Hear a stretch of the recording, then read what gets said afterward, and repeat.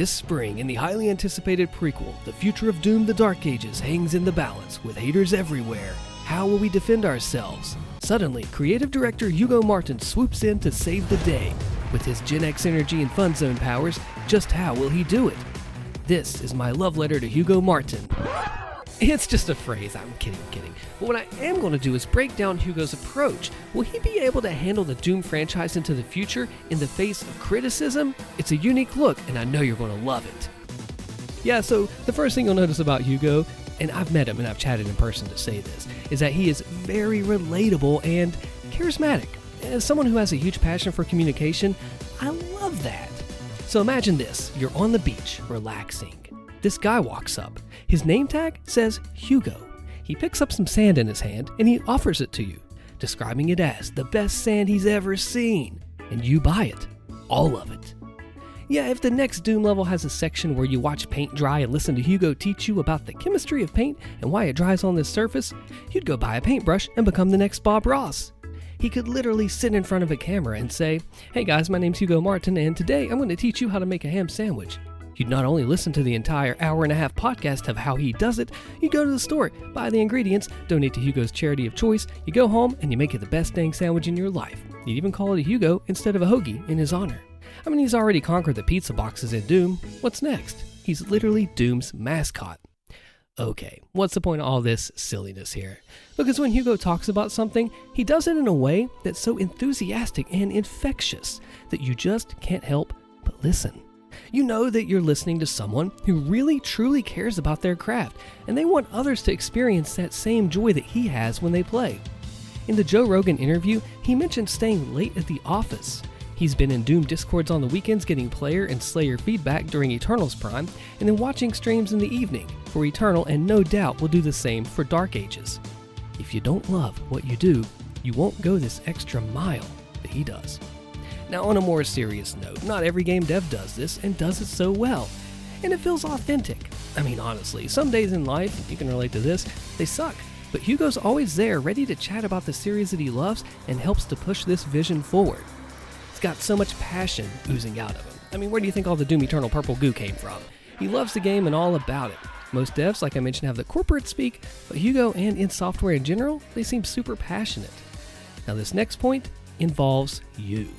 So if you're on social media like Discord or Facebook in a Doom group, chances are you've seen Hugo involved. He gets out there and into the community. He may give his insight, get feedback, or even share an awesome community video. I've seen him do all three. The main point is, he gets out there and wants to hear what the community has to say. This speaks volumes when a company does this. Now, I know most companies have a social media presence, some more well-known than others, like Wendy's Twitter and Arby's, for instance. The rest are hot, but Hugo goes next level. I'll give you a sweet example now and break the other two pyramid pieces down in a sec. So when promoting Doom Eternal back in the day 5 years ago, Hugo literally went to celebrity and YouTuber houses so that they could show off the game early, including Mr. T-Pain, if you're my age you'll remember him from high school, and Markiplier himself. How cool is that, to play the game early alongside the creative director, commentating along the way as if it were in the style of a stream? Mark had his play on a video, which has millions of views by now, and T-Pain had 11,000 something people watching him storm through Exultia. It's too cool, man. Now, he also did a series of streams beyond just the base game of Eternal with senior community Bethesda manager Josh from Bethesda. It started off as the base game of Doom Eternal on Hurt Me Plenty difficulty, discussing the scenes and developer behind-the-scenes stuff, and the insights and ideas that it took to get there, which is really cool stuff in and of itself. But a few levels in, it switched to the Nightmare difficulty and pure rage. I mean, the community seemed to not just enjoy it, but absolutely love it with all the clips and the memes and things that spawned from it. Even he would spend hours on challenging difficulty settings with the master levels, which is essentially the New Game Plus. This is no doubt a favorite thing of anybody who watched, including myself. It's always awesome to learn from the director themselves and see them try their hand at the hardest non-permadeath difficulty, and it really helped build the community and leave a lasting mark, so much so that I have even made a video about it. And he also did something else super smooth.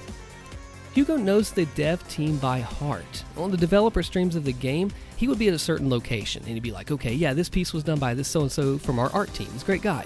Or this map is made by that guy, super talented. Or even one of the most recent things from Dark Ages, he remembered the artist who made it, called out their name and everything. That Flesh what?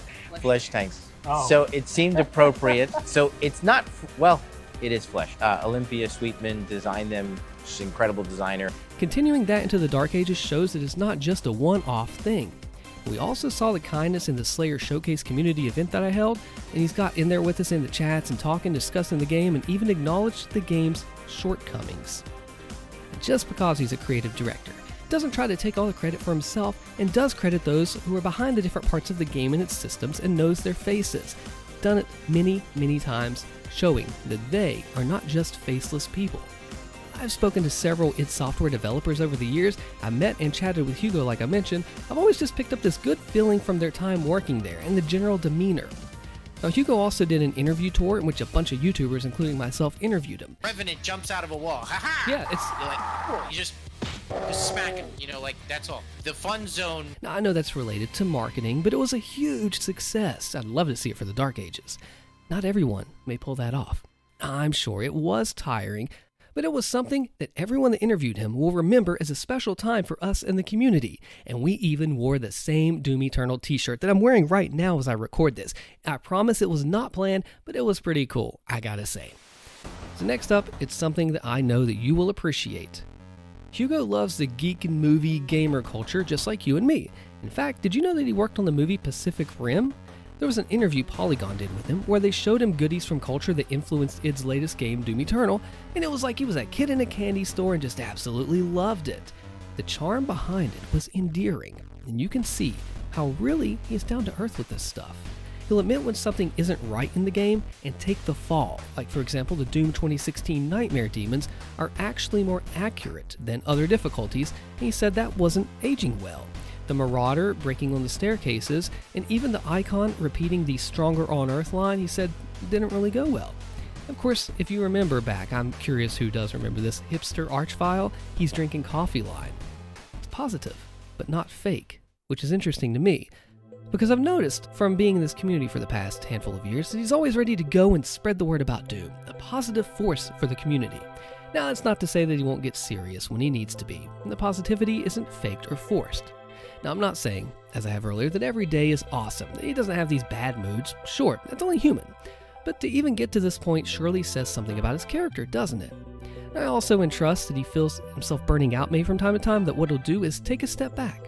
Even if you are passionate about something, I'm sure you can relate, self-care is super important. This way, if you do take care of yourself, you can give your best effort in what you do. Now, I'm also saying that other game devs, not that they don't have passion, no, I don't mean that at all, but that Hugo's approach to it, from what I've noticed, is different. It's super wholesome because you can tell just how much he loves Doom and playing games. The analogies that he makes are unique, and not that everyone else thinks of their creations in this way. For example, referring to Doom Eternal's Doomslayer as a Ferrari, a fast machine but in combat, or the Dark Ages as an Iron or Abrams tank. He would even allude to future things during the live streams and had a great time doing it.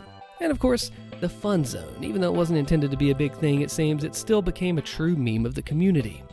It's truly going next level with things when you didn't have to, and people didn't ask it of you, but you did because you have a pure, unfettered love of the franchise. Hugo has said that they haven't finished making Doom games yet, so for those of us who grew up on the classics, or even the modern games, we can look back and ahead, worth 10 years of time, and truly recall the fantastic memories of this game and the bright days ahead. I played Doom the Dark Ages early. Click here to see my combat breakdown of all kinds of brand new stuff. Thank you for watching.